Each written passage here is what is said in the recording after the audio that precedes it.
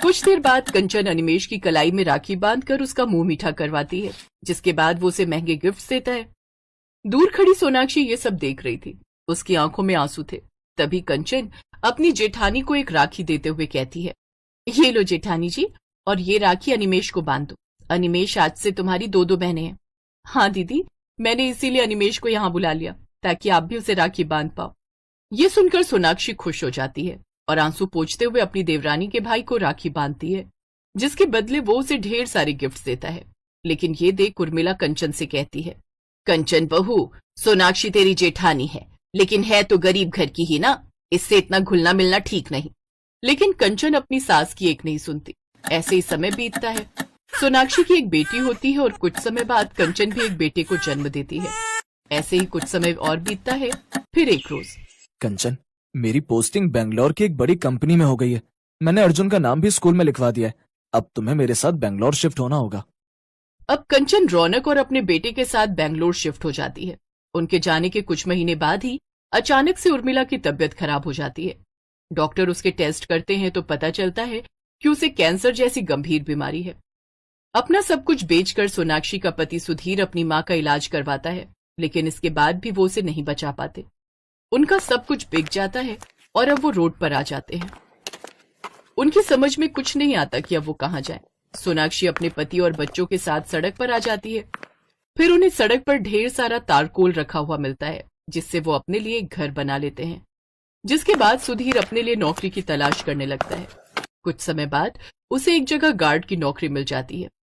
अब जैसे तैसे वो अपने दिन उस तारकोल से बने घर में काटते हैं।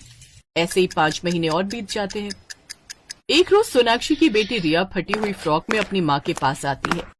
माँ, बहुत भूख लगी है, खाने में क्या है? रात की सब्जी है और ये रोटी बना दी है, ले तू इसे खा ले। जी माँ, इस सब्जी में से तो कितनी बदबू आ रही है। दिखा तो। लगता है ये सब्जी खराब हो गई। रिया बेटी, तू इसे छोड़ और अचार के साथ इसे खा ले। नहीं माँ, ना तो हमारे पास अच्छा घर है और ना ही खाना। मुझे सब्जी खाने का मन है। आप रोज रोज अचार पकड़ा देती हो। अच्छा चल ठीक है, मैं अभी बाजार जाकर तेरे लिए आलू ले आती हूँ। रुको माँ, मैं भी तुम्हारे साथ चलूंगी। अच्छा ठीक है, चल। वो दोनों बाजार चली जाती हैं, जहाँ वो देखती हैं कि हर तरफ राखी ही राखी होती है। लगता है राखी का त्योहार आने वाला है। माँ, मुझे भी राखी दिलवा दो ना, मुझे भी अर्जुन को राखी बांधने का मन है। लेकिन बेटी रिया, अर्जुन तो यहाँ है ही नहीं। मुझे कुछ नहीं पता, मुझे उसके लिए राखी लेनी है, मतलब लेनी है। ओफो, अब कैसे समझाऊं इस लड़की को। अच्छा तू घर चल, मैं तेरे लिए अपने हाथों से राखी बना दूंगी।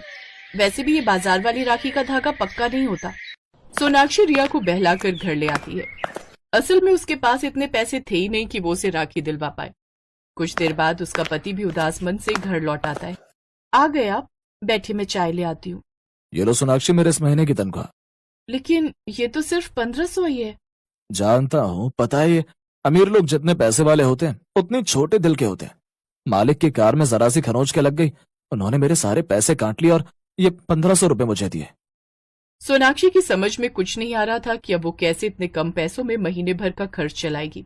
तभी उसके दिमाग में एक ख्याल आता है, राखी आने वाली है, क्यों न मैं इन पैसों से राखी बनाकर बेचूं। सोनाक्षी बाजार से थोड़ा सामान ले आती है। फिर रात भर जागकर वो उससे राखी बनाने लगती है और अगली सुबह बाजार जाने लगती है तो रिया उससे कहती है, माँ, इस बार आप भी राखी पर बढ़िया बढ़िया पकवान बनाओगी ना? मीठे में घेवर बनाना। आपको पता है ना अर्जुन को आपके हाथ का घेवर कितना पसंद है। मेरा दिल कहता है अर्जुन इस राखी जरूर आएगा। पता है माँ, हमें अच्छा खाना और घेवर खाए हुए कितना समय हो गया। अपनी बेटी के मुंह से ऐसी बात सुनकर सोनाक्षी की आंखें भर आती हैं और वो बाजार में राखी बेचने निकल पड़ती है और फुटपाथ किनारे राखी बेचने बैठ जाती है। सुबह से शाम हो जाती है और उसकी मुश्किल से 7 राखी ही बिक पाती हैं। कुछ देर बाद एक बड़ी सी गाड़ी आकर रुकती है, जिसमें से रौनक, कंचन और अर्जुन बाहर आते हैं। अपनी गरीब जेठानी को इस हालत में देखकर कंचन उससे पूछती है, आपकी ये हालत कैसे हो गई जेठानी जी? अपनी देवरानी को देख सोनाक्षी बहुत खुश होती है। फिर उसे पूरी बात बताती है। अपने बच्चे की ख्वाहिश पूरी करने और अपने परिवार का पेट भरने के लिए तुम्हारी इस जेठानी को फुटपाथ पर आकर राखी बेचनी पड़ी देवरानी जी। आपके साथ इतना कुछ हो गया, आपने हमें बताया तक नहीं। वो तो भला उस राजू का, जिसने मुझे सब कुछ बता दिया। अब बस जेठानी जी, अब आपके सारे बुरे दिन खत्म। चलो अपने घर वापस चलो। रौनक ने अपना घर फिर से खरीद लिया, जिसमें वो अब अपने परिवार के साथ वापस लौट आया। कंचन ने एक बहुत ही सुंदर फ्रॉक रिया को दी, जिसे पहनने के बाद उसने अर्जुन को राखी बांधी और उसका मुंह मीठा करवाया।